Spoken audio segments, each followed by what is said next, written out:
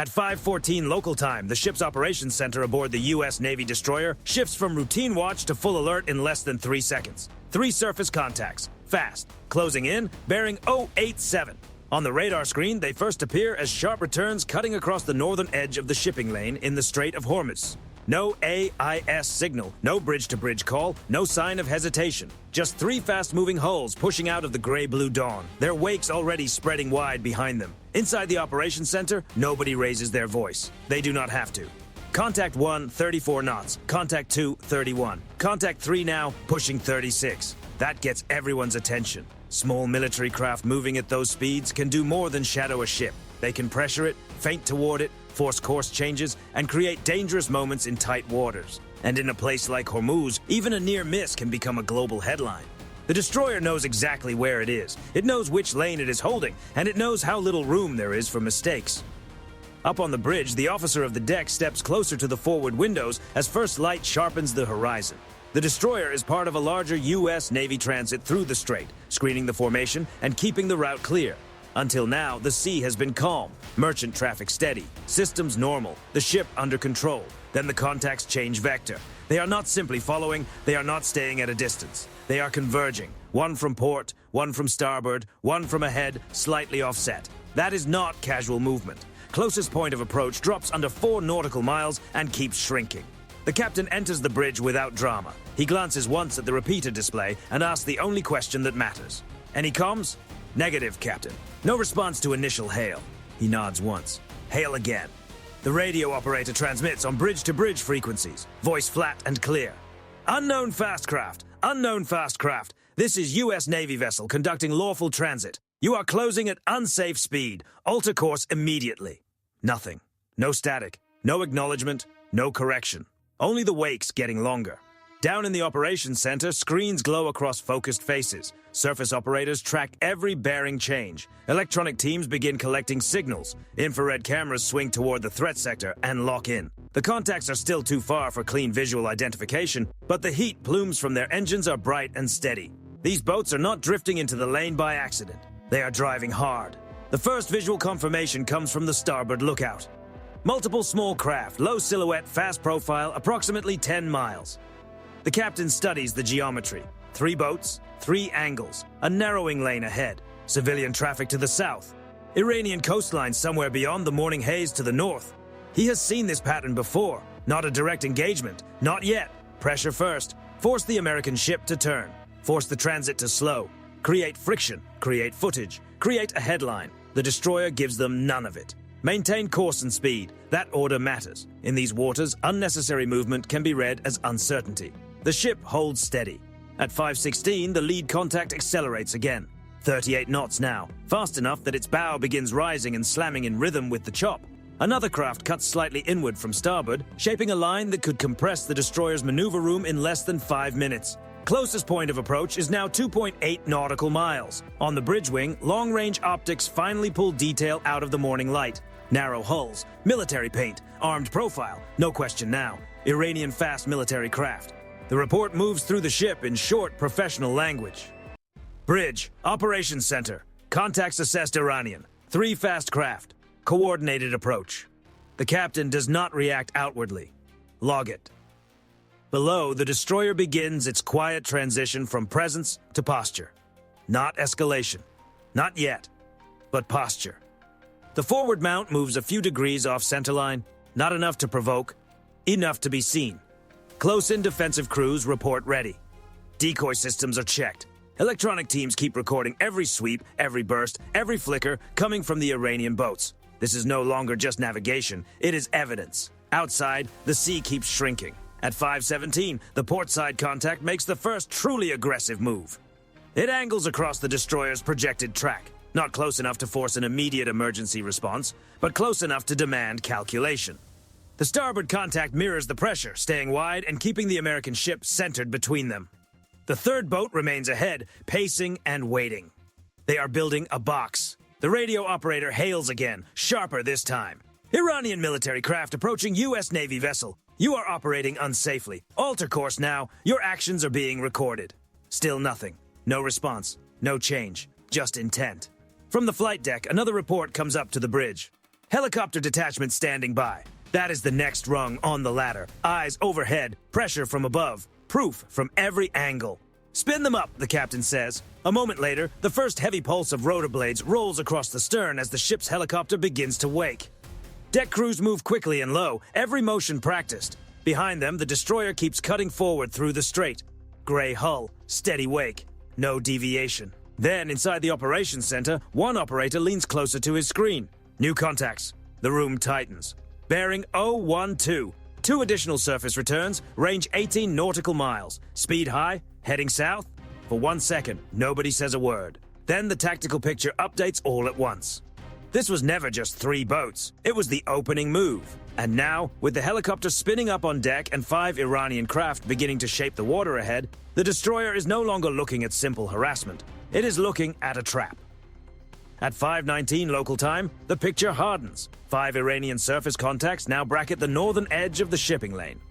3 are already close enough to shape the destroyer's decisions. 2 more are driving south at speed, still beyond visual range, but no longer theoretical.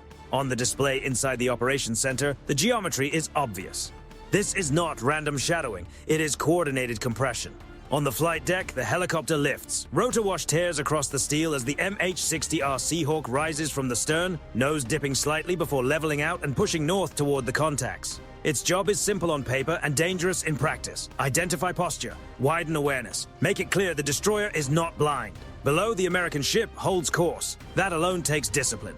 The Strait of Hormuz does not forgive sloppy movement. Tankers are already moving through the southern lanes. Commercial traffic creates fixed patterns. The Iranian boats know this. They are using geography the way a knife fighter uses walls, not to strike yet, but to narrow choices. CPA update. Lead contact now 2.1 nautical miles. Starboard flanker holding at 2.5. Forward contact slowing slightly, possibly waiting on the others. The captain listens without speaking. He has seen enough close water pressure tactics to know the difference between noise and choreography. This is choreography. The first helicopter image arrives seconds later. Grainy at first, then sharper. Narrow, fast craft, low profiles, military hulls, wake signatures overlapping in a rough arc. One boat is leading visibly, pushing hard and drawing attention. Another stays offset to starboard, never fully committing. The third continues ahead, acting like a gate. The 2 newer contacts are farther back, but they are on the correct line to turn 3-point pressure into a full net. From above, the pattern is cleaner than it could ever be from sea level. The Iranian craft are not rushing in as a reckless swarm. They are using spacing. One pressures from the bow, one threatens a starboard cut, one holds port side just far enough out to force caution. The trailing pair are closing like a second layer, ready to exploit any American turn. The destroyer answers the only way it can. Continue warnings, log all emissions, maintain speed. The bridge-to-bridge radio crackles again. Iranian military craft, this is U.S. Navy vessel in lawful transit. Your maneuvers are unsafe. Alter course immediately. Silence. No acknowledgement, no course correction. No attempt to pretend this is a misunderstanding. At 5:21, the lead Iranian boat commits to the first real pressure move. It surges across the destroyer's projected track, not close enough to trigger emergency measures, but close enough to force every officer on the bridge to recheck timing, speed, and room. The starboard flanker accelerates with it. Now the destroyer is being framed from both sides. The Seahawk drops lower from 200 feet above the water. It comes in fast but controlled, angling just wide of the lead boat. The crew can see men on deck now. Helmets, dark uniforms, movement around mounted equipment. Nothing is visibly aimed yet, but that is not the point. Presence itself is the message. The helicopter broadcasts on open frequencies. Iranian military vessel, this is U.S. Navy helicopter. You are operating unsafely near a U.S. Navy vessel. Change course now. The warning is repeated. Still nothing. But one thing does change. The lead Iranian boat shifts its bow half a degree outward, just enough to look less reckless on camera, then slides back in again. Not retreat, performance. Inside the operations center, the electronic supervisor calls it out. Surface search radar sweep from contact 2. Low power, intermittent. They're painting us? Tracking behavior. Yes, not high-grade targeting. That line matters. Search radar means measurement. Position, heading, speed, intent. It is not the final step, but it is one more step away from innocence. At 5:22, the 4th and 5th contacts begin turning in from the north. The tactical display tightens even further. From above, the Seahawk captures the full shape now. 5 craft staggered, never bunching, always leaving each other room to maneuver. Professional enough to be dangerous. The destroyer's response stays cold. The forward mount remains visible but restrained. Close-in systems remain ready, but quiet. Decoys are set. Countermeasures are prepared. A second U.S. vessel farther back in the transit begins adjusting position, subtle at first, adding depth to the American side of the board. The Iranian boats may be trying to box one ship, but they are not boxing one ship alone. Then the helicopter crew sees something worse than the boats. North of the swarm, closer to the Iranian shoreline, dust trails move across a pale strip of land beyond the water. Long vehicles, spaced out, stopping and starting. The sensor operator zooms in, rectangular shapes, elevated frames. Bridge, helo, possible mobile launch platforms on the shoreline. Repeat, possible mobile coastal launch platforms moving into position. For the first time that morning, the danger changes category. This is no longer only a surface pressure event. Fast boats in front, shore systems in the background, a narrowing lane in the middle. The destroyer keeps moving, but every person in the operations center now understands the same thing. The box around the ship is not the whole threat. It is cover for something bigger. At 5:24 local time, the Strait of Hormuz stops looking like a harassment zone and starts looking like a firing problem. Inside the operations center, the destroyer's threat board updates in real time. 5 Iranian fast craft remain spread across the northern side of the lane, still compressing the ship's maneuver space. But now the helicopter feed has added something heavier to the equation. Multiple mobile coastal systems moving along the Iranian shoreline, stopping in staggered intervals, turning toward the water. That changes everything. Surface pressure can be managed. Shore-based systems turn pressure into a countdown. The report comes in twice to remove doubt.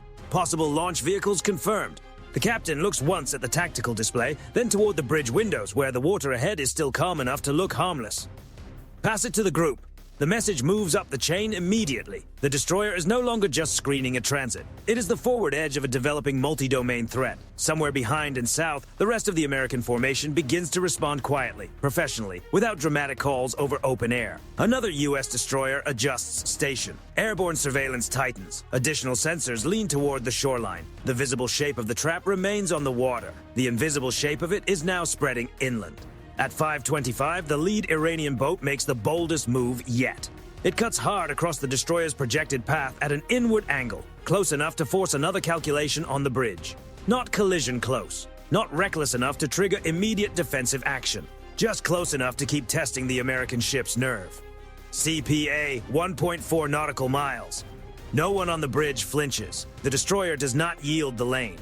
Maintain course, maintain speed. That order carries weight now. Every second the ship holds steady, it denies the Iranian boats the image they want. An American warship pushed offline in one of the most watched waterways on Earth. Overhead, the Seahawk widens its orbit. The crew can see the whole board more clearly now. One Iranian craft has moved too far forward and is exposing its flank to the destroyer's sensors. Another remains on starboard, trying to preserve the box. The 2 trailing contacts are still closing, but their timing has started to drift. Not much.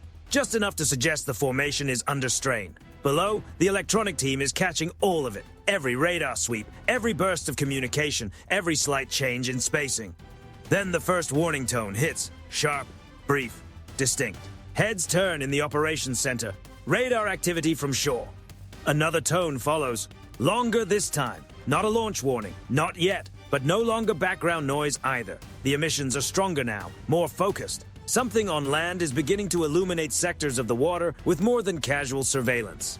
Assessing targeting support behavior, the electronic officer says. That is the most careful way to say it.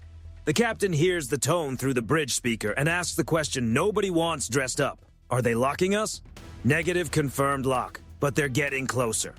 Closer. That is the word that tightens the air. The helicopter is ordered wider still. If shore batteries are waking up, a low-circling aircraft becomes an easier first target than a destroyer built to endure pressure and respond. The Seahawk banks out and climbs, staying on the board but refusing to become the easiest piece to remove. At 5:26, the Iranian boats sense the pressure shift and push harder. The forward craft angles in again, sharper this time. Its bow rises, its wake punches white across the dark water. On the destroyer's starboard side, the flanking boat accelerates to match, trying to pin the American ship between motion and optics.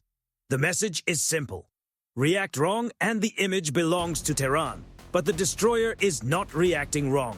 The forward mount remains slightly off centerline. Still restrained, still impossible to ignore. Close-in defensive systems stay ready. Decoy launchers are live. Bridge optics are locked. The operations center is now running 2 threat tracks at once. Surface geometry and shore-based activation.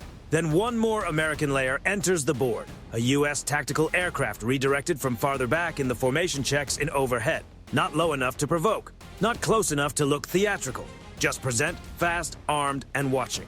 The Iranian boats cannot ignore it. The lead craft wobbles half a degree off its line before correcting. Tiny movement, major meaning.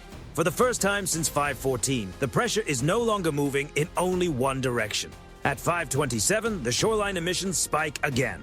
Brief, then gone. A pulse, not a shot. Enough to tell every trained ear in the operations center that the line between intimidation and engagement is getting dangerously thin. The destroyer is now sitting in the center of exactly the kind of moment modern naval operations hate most. Too much intent, too little clarity, too many systems inside too little space, too little time, fast craft ahead, possible coastal launches ashore, civilian traffic to the south, American forces converging from behind. One wrong interpretation from any side could turn maneuver into impact. The lead Iranian boat turns inward once more, sharper than before. Its nose points across the destroyer's front quarter in a line that no longer looks like theater. It looks like commitment. The captain watches it for 1 second longer than anyone else finds comfortable. Then he speaks. Not loudly, not dramatically, just clearly enough for the bridge and operations center to hear the same order at the same time. Execute disruption. No explanation follows. None is needed. Somewhere between the 5 boats, the active shoreline, and the tightening water ahead, the U.S. Navy has decided the next move will not belong to Iran. At 5:27 local time, the balance shifts. Not with a dramatic exchange, not with a launch, not with smoke or flame, with control. The order moves through the destroyer in clipped, practiced language. Execute disruption. No emotion, no wasted motion. Inside the operations center, that command means one thing. Stop reacting to the shape of the trap. Start breaking it apart. The first move is invisible. The electronic team pushes out a tightly managed response across the spectrum. Not broad enough to look like panic. Not reckless enough to bleed into civilian traffic. Just precise enough to hit the Iranian boats where coordinated pressure depends most. Radios, ranging, timing, confidence. On the helicopter feed, the change is immediate. The lead Iranian boat, the one driving pressure from the bow, jitters half a degree offline. Its wake loses symmetry. A moment later, the starboard flanker drifts wider than it should.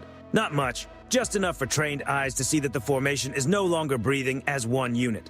Inside the operations center, emissions bloom and scatter. They're stepping on each other now. That is the first crack. The destroyer uses it instantly.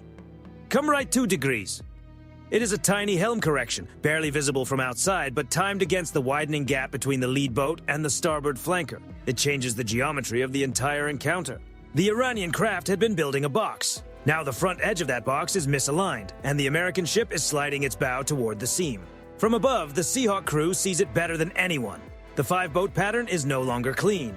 The trailing pair from the north are still closing, but now they are converging on a picture that has already changed. Their timing is late. Their spacing is off.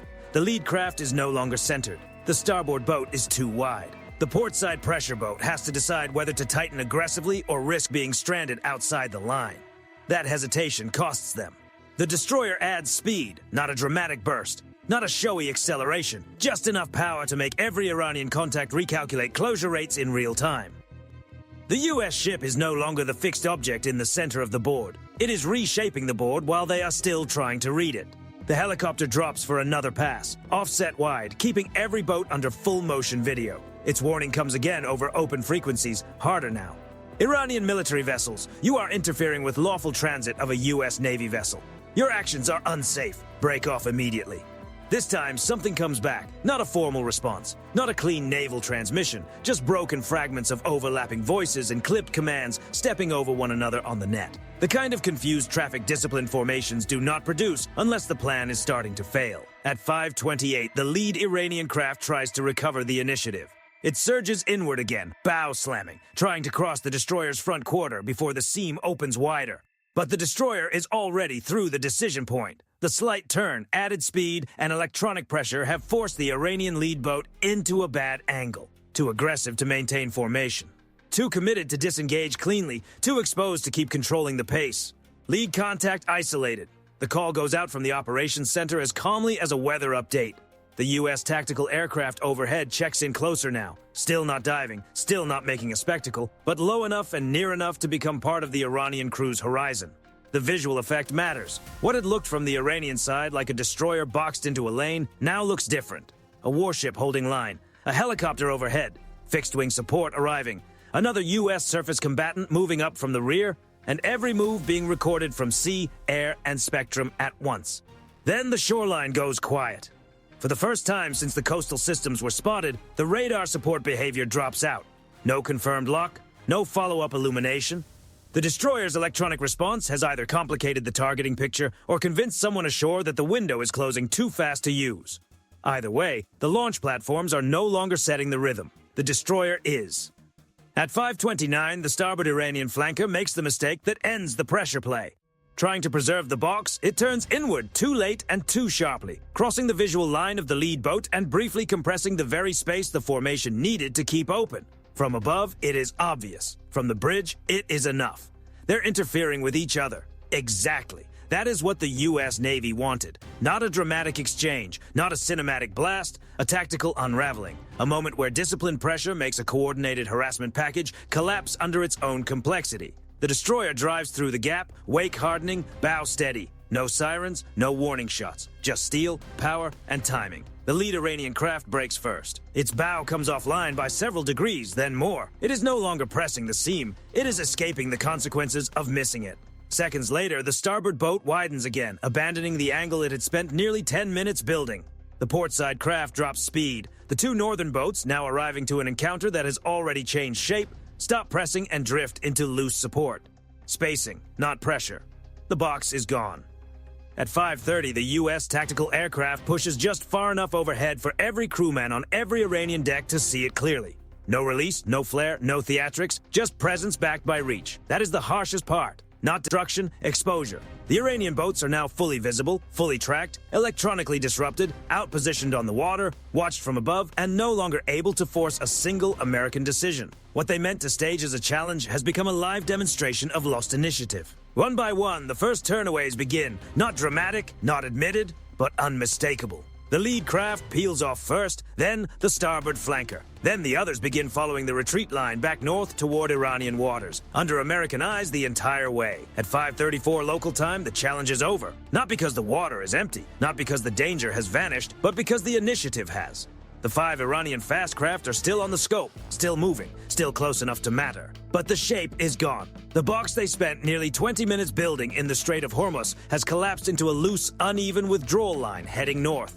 No clean arcs, no coordinated pressure, no more attempt to squeeze the destroyer's room to maneuver. Inside the operations center, the difference is obvious. Lead contact opening range, starboard contact turning away, trailing pair no longer closing. The captain stands on the bridge, eyes forward, and gives the order that matters more than any show of force.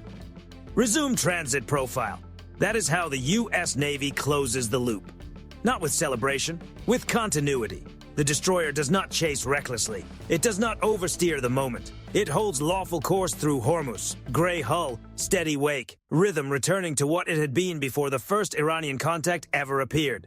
The message is unmistakable. The transit was not broken. The lane was not surrendered. The pressure failed. Overhead, the Seahawk remains on station long enough to confirm the withdrawal is real. From altitude, the crew watches the Iranian boats pull wider and farther apart as they head back toward the northern side of the strait. The lead craft, the one that drove the first aggressive crossing move, is now running with less speed and no clear purpose beyond exit. The starboard flanker, once trying to pin the destroyer into a narrowing seam, has dropped far enough out that it no longer affects the American ship's decisions at all. The trailing pair are no longer a second wave. They are witnesses to a plan that arrived too late. The helicopter's cameras stay locked on all of it. Every turn, every speed change, every failed attempt to regroup. This is not just surveillance now. It is record.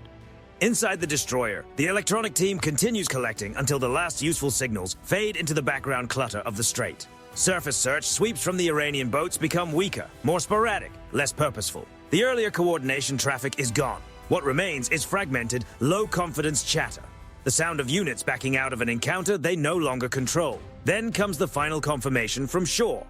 Coastal launcher activity no longer observed. The report moves quietly through the operations center. No applause follows, no visible release of tension. Just nods, notes, timestamps, and the steady return of naval procedure, doing what it always does after the sharpest moments, turning danger into documentation. At 5:36, the U.S. tactical aircraft overhead begins to widen off as well. Not because its presence failed to matter, because it succeeded. It did not need to dive low. It did not need to perform. It did not need to turn the moment into a spectacle. Its presence alone sealed the reversal. From the Iranian decks below, the meaning would have been impossible to miss. What began as a swarm against one ship ended under the eyes of a full American response web. Surface, air, electronic, legal. All converging without losing discipline. That is what broke the encounter. Not noise, not anger. Systems, timing, composure. On the flight deck, the Seahawk returns first. The helicopter settles onto the stern with that familiar controlled force only naval aviators make look routine. Deck crews move in immediately, securing the aircraft, folding motion back into order.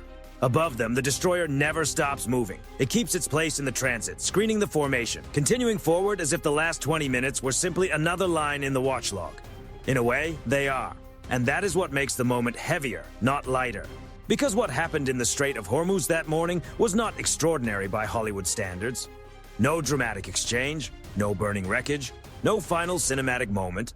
But by real maritime standards, it was far more serious. A live test of nerve, geometry, escalation control, and sea dominance in one of the narrowest and most politically loaded waterways on Earth. Iran tried to shape the water. The U.S. Navy shaped the outcome. By 5:39, the nearest Iranian boat is more than 6 nautical miles off the destroyer's quarter and still opening. The others follow in staggered retreat, visible on radar, harmless in posture. Merchant traffic continues in the southern lanes. The horizon brightens fully now, morning light washing the strait in the same calm color it wore before the first contact accelerated. Only the logs know the difference, and the logs know everything. The ignored hails, the converging bearings, the shoreline movement, the radar behavior, the disruption order, the break in the Iranian formation, the first turnaway, the withdrawal. Every second is stored, time-stamped, and ready for the chain of command. Fleet review, intelligence analysis, and anyone who needs proof of exactly how the encounter unfolded. That may be the most unforgiving part of all, because this was never only about pushing 5 boats away. It was about stripping the challenge down to its bones and showing in real time that the U.S. Navy could enter the Strait of Hormuz, absorb a coordinated pressure play, expose every layer behind it, and continue through without giving up control. No speeches, no bravado. Just a destroyer cutting forward through contested water, while the boats that came to rattle it fall back toward the coast. At 5:41 local time, the operations center marks the Iranian contacts as withdrawing, and the threat posture begins to ease by degrees. Not back to normal, not yet, but enough. The captain looks out over the strait one last time, then turns slightly back toward the bridge team. Keep her steady, and that is exactly what they do, because Iran thought it was cornering an American warship in Hormuz. What it actually did was give the U.S. Navy the perfect chance to show what real sea control looks like.